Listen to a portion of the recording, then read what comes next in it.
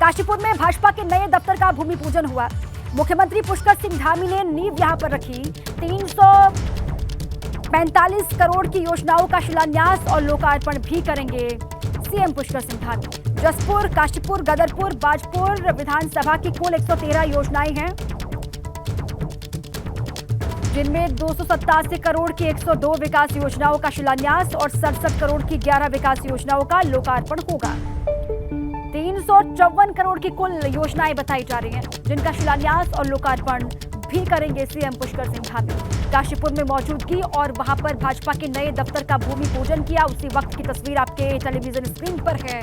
मुख्यमंत्री पुष्कर सिंह धामी ने नींव वहां पर रखी और 354 करोड़ की कुल योजनाओं का शिलान्यास और लोकार्पण भी करेंगे पुष्कर सिंह धामी।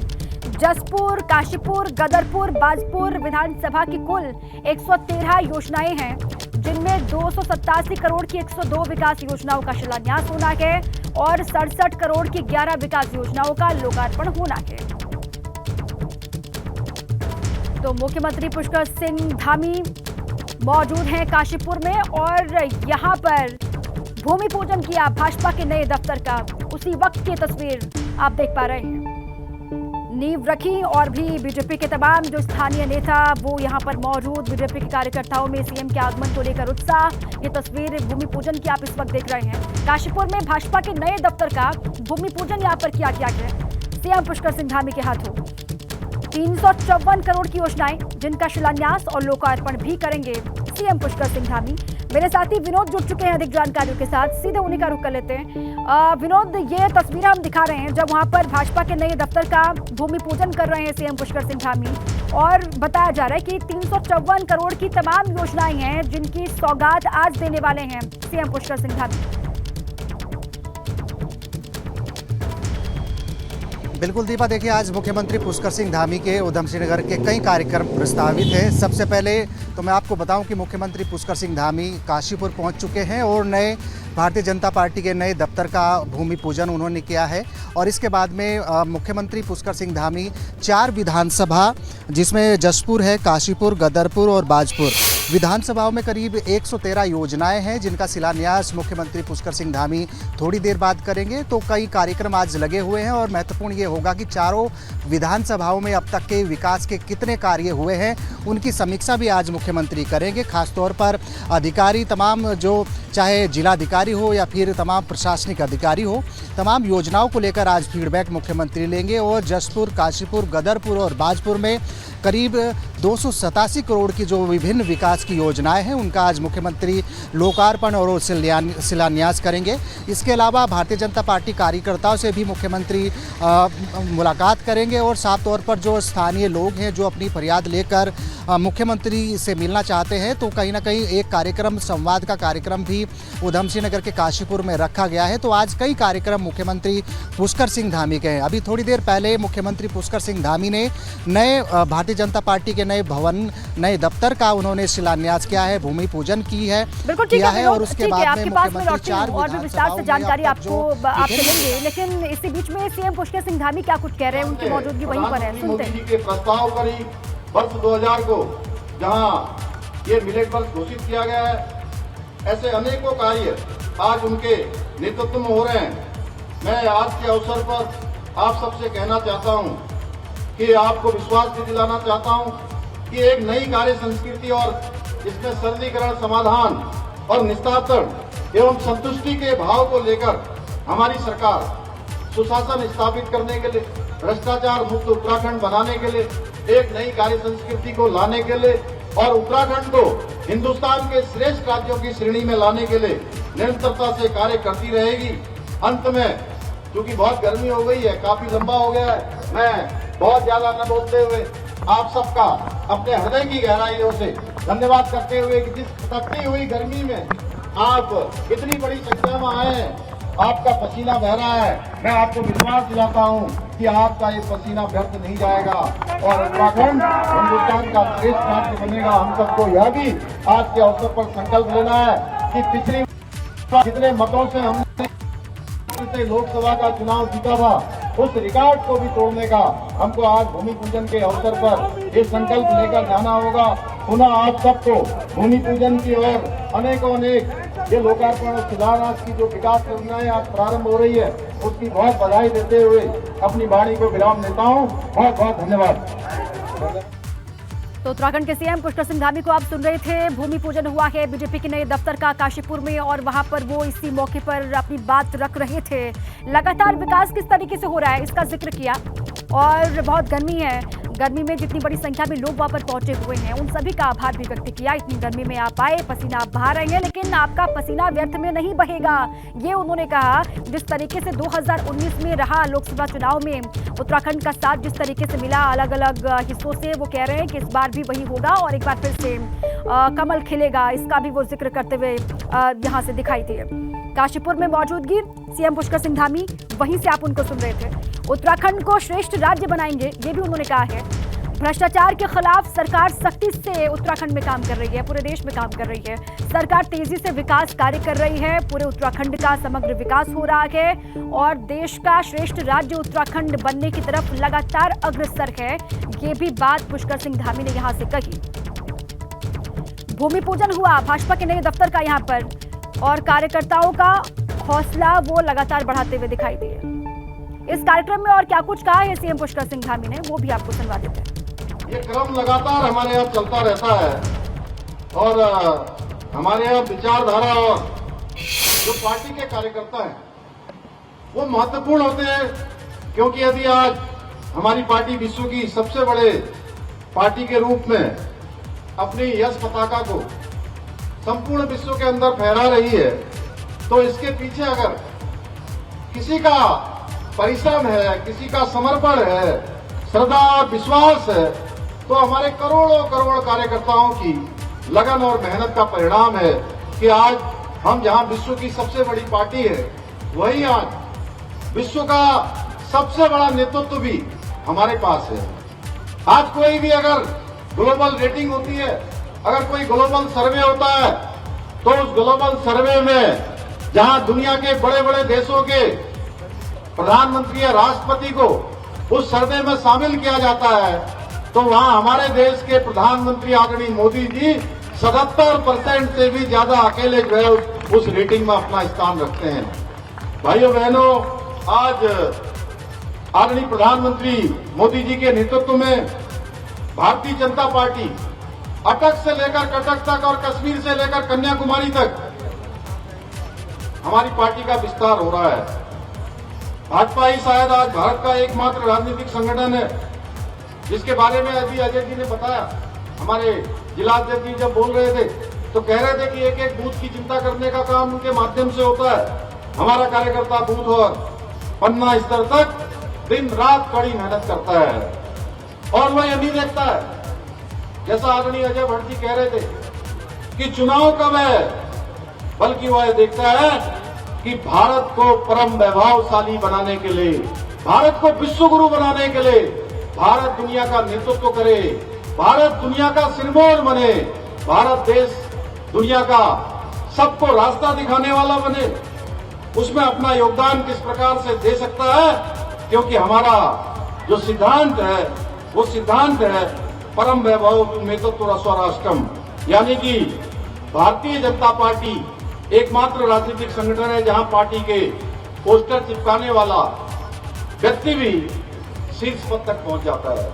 ऐसे अनेकों उदाहरण हैं जो बूथ स्तर के कार्यकर्ता है, पन्ना स्तर के कार्यकर्ता है, वो महत्वपूर्ण स्थानों पर आए हैं और मेरे जैसे सामान्य परिवार से आने वाले कार्यकर्ता को भी प्रदेश के मुख्य सेवक का दायित्व मिल जाता है, क्योंकि हमारी पार्टी राष्ट्र प्रथम, संगठन द्वितीय और व्यक्ति अंतिम के सिद्धांत पर काम करती है, इसके अनुसरण करती है, इसके अनुरूप कार्य करती है।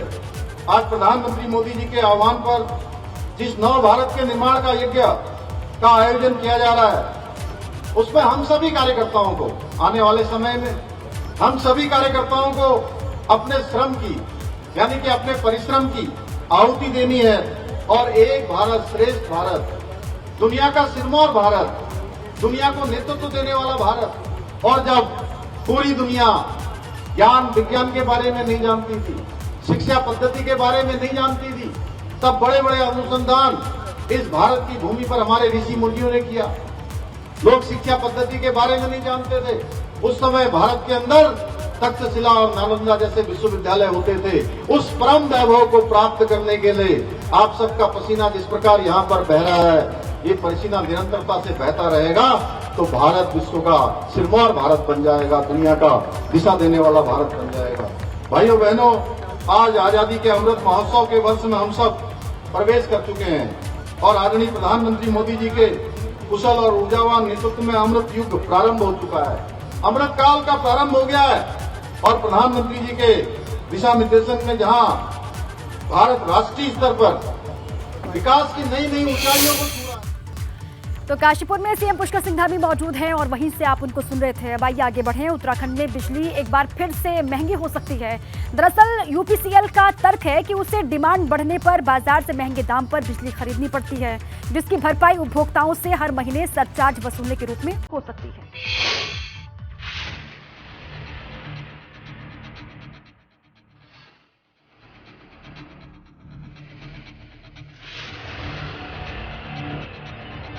उत्तराखंड में बिजली उपभोक्ताओं को बड़ा झटका लग सकता है।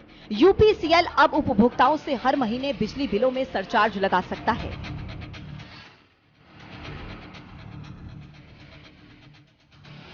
संकेत साफ है कि उत्तराखंड में बिजली और महंगी होने जा रही है। इसके लिए यूपीसीएल ने नियामक आयोग में याचिका दाखिल की। वर्ष 22-23 में पावर परचेज के रेट्स बहुत बढ़ गए थे और जिससे कि हमें यूपीसीएल को हायर कॉस्ट पे पावर परचेज करके उपभोक्ताओं को देनी पड़ा और वो उसका रेट हमको नहीं प्राप्त हो पाया। तो इससे हमारे कैश फ्लो में दिक्कत आती है यूपीसीएल के, क्योंकि हमें पहले पावर परचेज की कॉस्ट हमको दे देनी पड़ती है और उपभोक्ताओं से बाद में हम उसको ले पाते हैं।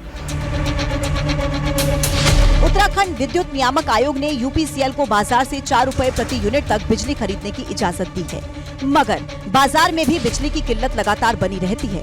डिमांड को देखते हुए यूपीसीएल को महंगे दाम पर बिजली खरीदनी पड़ रही है, जिसकी भरपाई अब उपभोक्ताओं से सरचार्ज के रूप में करने की तैयारी है। Ministry of power government of India ने ये रेगुलेशन बनाया है कि ये मंथली बेसिस पे ले लिया जाए, जिससे कि उपभोक्ताओं पे भी भार ना पड़े और यूटिलिटी में भी कैश फ्लो बना रहे, जिससे कि पावर का कोई वेरिएशन आता है तो उसको पैसे उसको प्राप्त हो जाए। हाल ही में उत्तराखंड में बिजली उपभोक्ताओं को महंगाई का झटका लगा था।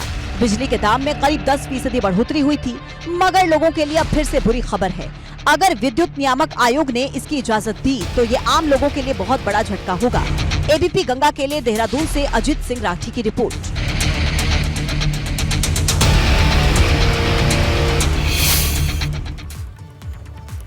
गर्मी बढ़ते ही उत्तराखंड के पर्यटक स्थलों पर सैलानी उमड़ने लगे हैं। नैनीताल के टूरिस्ट स्पॉट पर सैलानियों की भीड़ दिखाई दे रही है। जैसे ही गर्मी बढ़ी, देश के कोने कोने से सैलानी पहाड़ों का रुख कर रहे हैं। गर्मी बढ़ने के साथ ही नैनीताल में पर्यटकों की चहल पहल बढ़ने लगी है। गर्मी से निजात पाने के लिए लोग नैनीताल के पर्यटन स्थलों का रुख कर रहे हैं। नैनीताल और इसके आसपास के पर्यटन स्थल मुक्तेश्वर, रामगढ़, भीमताल, नौकुचिया ताल में सैलानियों का जमावड़ा है। लेकिन नैनीताल बहुत ठंडा और इधर का मौसम बहुत अच्छा है, मतलब मौसम मस्ताना हुआ है, इसलिए हम लोग भी इसमें एंजॉय कर रहे हैं, मजा कर रहे हैं। नैनीताल पहुंचने वाले सैलानी नैनी झील में बोटिंग का लुत्फ उठा रहे हैं। ऐसा शायद ही कोई सैलानी हो जो यहां आने पर बोटिंग ना कर रहा हो। यहाँ पे हमें बहुत अच्छा लग रहा है, क्राउड भी काफ़ी है और घूमने के लिए भी काफ़ी अच्छे स्टॉल्स लगे हुए हैं। सो इट्स रियली नाइस और मैं और टूरिस्ट को भी बोलूँगी कि यू मस्ट कम। नैनीताल के साथ ही आसपास के हिल स्टेशंस पर भी काफी चहल पहल है। सैलानी कुदरत के नजारों को निहार रहे हैं तो वहीं पहाड़ की सुहावनी आबो हवा का भी आनंद ले रहे हैं। सैलानियों की संख्या बढ़ने से पर्यटन कारोबारी भी काफी खुश नजर आ रहे हैं। नैनीताल शहर से अलावा जो होटल है, होम स्टे, सबका कारोबार बहुत अच्छा चल रहा है और पब्लिक बढ़ रही है और यहाँ के स्थानीय बेरोजगारों को रोजगार भी मिल रहा है और यहाँ का जो व्यापारी वर्ग है वो खुश है इस चीज़ से। गर्मी के मौसम का स्थानीय कारोबारियों को बेसब्री से इंतजार रहता है, क्योंकि सीजन में उत्तराखंड में बड़ी संख्या में पर्यटक आते हैं, जिससे व्यापारियों का रोजगार रफ्तार पकड़ जाता है। एबीपी गंगा के लिए नैनीताल से राजू पांडे की रिपोर्ट। उत्तरकाशी हर्षिल घाटी में रिवर राफ्टिंग शुरू हो गई है। अब हर्षिल घाटी में पर्यटक और तीर्थयात्री रिवर राफ्टिंग के साथ हर्षिल घाटी के नैसर्गिक सौंदर्य का आनंद ले रहे हैं।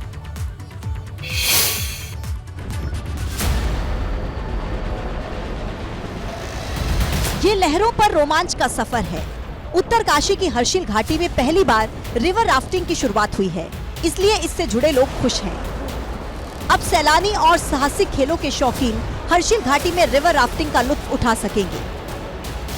उत्तराखंड पर्यटन विकास परिषद की तरफ से रुद्रप्रयाग की कंपनी को राफ्टिंग की इजाजत दी है। राफ्टिंग कंपनी ने हर्षिल में राफ्टिंग का संचालन शुरू कर दिया है। यहाँ 30 जून तक राफ्टिंग होती रहेगी।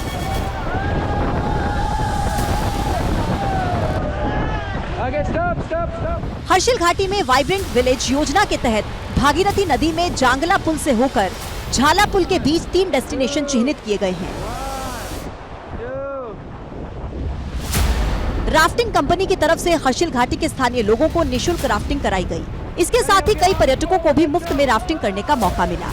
अभी तक उत्तराखंड में ज्यादातर सैलानी ऋषिकेश में ही राफ्टिंग करते थे, मगर प्रदेश में राफ्टिंग के कई नए डेस्टिनेशन तैयार किए जा रहे हैं ताकि पर्यटकों को कई और जगह भी राफ्टिंग करने का मौका मिल सके। एबीपी गंगा के लिए उत्तरकाशी से दिग्वीर बिष्ट की रिपोर्ट। रामनगर में कॉर्बेट टाइगर रिजर्व स्थानीय प्रशासन और पुलिस की संयुक्त टीम ने वन भूमि पर अवैध धार्मिक स्थल बनाए जाने के खिलाफ कड़ी कार्रवाई की है। कार्रवाई का पता लगने पर लोग भारी संख्या में वहां पर जुटे। प्रशासन की कार्रवाई के खिलाफ लोगों ने आक्रोश जताते हुए प्रदेश सरकार के खिलाफ जमकर नारेबाजी की। पुलिस बल ने मजार में किसी को भी जाने नहीं दिया। हपली बाबा की मजार को ध्वस्त करने की कार्रवाई प्रशासन की देखरेख में संपन्न हुई। ये एक पूरा हिंदू इलाका है जहाँ पे आप खड़े हैं। ये पूरा एक हिंदू क्षेत्र है यहाँ पे और सारे पर्वतीय लोगों का ही निवास है यहाँ पे। तो ये जो अपर ये मजार बनी हुई है, इसकी मान्यता हिंदू में मैं जहाँ तक देखना होता कि मेरे तो हम यहाँ बैठते हैं, यहाँ पे रहते हैं, तो हिंदू लोग ज़्यादा यहाँ पे नमस्कार करके जाते हैं। तो मेरा मानना है कि हिंदुओं में भी अच्छी मान्यता इसकी है और साथ में भाई मजार तो मुसलमान समुदाय की है, लेकिन मान्यता इसकी हिंदुओं में बहुत ज़्यादा है। यहाँ पे कई परिवार इसमें ऐसे मैं मानता हूँ कि प्रदेश में पूरी जगह पे कार्रवाई चल रही है। अतिक्रमण हटाओ के अभियान पे मजार और मंदिर तोड़े जा रहे हैं। मैं खिदमत गुजार हूँ यहाँ का। धोखे पर रखा गया, 4 दिन का टाइम मिलेगा तुम्हें, समझ गए। और ये सबकी आस्था से जुड़ा हुआ हमारे हिंदू मुस्लिम सब आते हैं यहाँ पर, समझ गए। और इन्होंने धोखे में इन्होंने हमारा मजार जो तोड़ा है, समझ गए। हमारा नहीं, हमारे सारे उत्तराखंड के जितने भी वासी हैं और सब एकता से जुड़े हुए हैं ये लोग। बागेश्वर के जिला अस्पताल में सिटी स्कैन मशीन लगाने का काम खटाई में पड़ता हुआ दिखाई दे रहा है। 2.5 साल पहले विश्व बैंक ने मशीन लगाने के लिए 5 करोड़ रुपए मंजूर किए थे। तब से लेकर के अब तक कई बार सिटी स्कैन मशीन लगाने के लिए समय सीमा बताई गई, लेकिन अब तक सिटी स्कैन सेंटर की सुविधा नहीं मिल पाई है। सीएमएस का कहना है कि इस महीने के आखिर तक मशीन शुरू हो सकता है।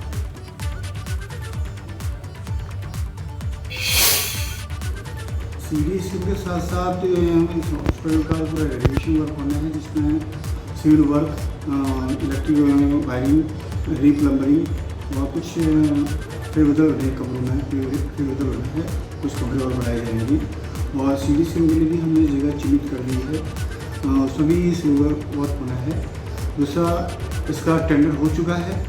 EHI इंटरनेशनल में जो गुड़गांव में फॉर्म है, वो लोग यह है इस महीने के अंत तक।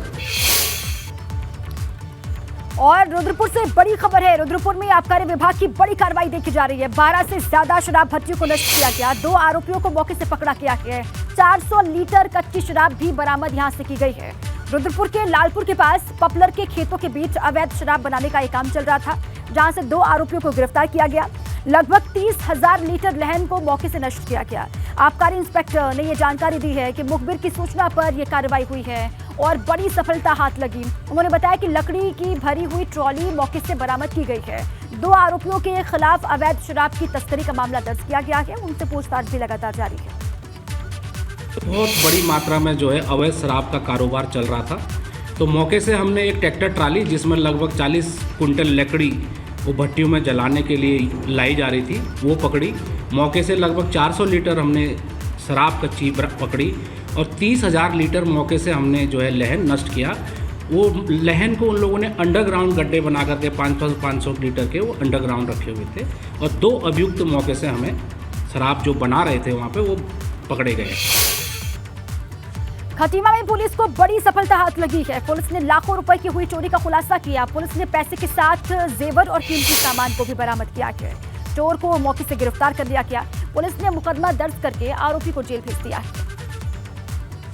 पूर्णागिरी का मेला भी चल रहा है और ओवरलोड के वाहनों से एक्सीडेंट की सूचनाएं लगातार प्राप्त हो रही थी, तो इसी के तहत एक अभियान चलाया गया जिसमें 8 डंपर जो है वो ओवरलोड में सीज किए हैं और इन डंपरों पर कार्रवाई की जा रही है। ओवरलोड में जो भी वाहन इसमें संचालन कर रहे थे उनके डीएल निरस्तीकरण की कार्रवाई भी इसमें की जाएगी। और जो माँ पूर्णागिरी का जो मेला चल रहा है उसके दृष्टिगत जो है इसमें लगातार वहाँ पर वाहनों की चेकिंग जारी है, जिसमें शराब पीकर वाहन संचालन करने वाले, overload, over speed, rash driving, इन चीज़ों की हम लोग चेकिंग कर रहे हैं और ये अभियान भी लगातार जारी है।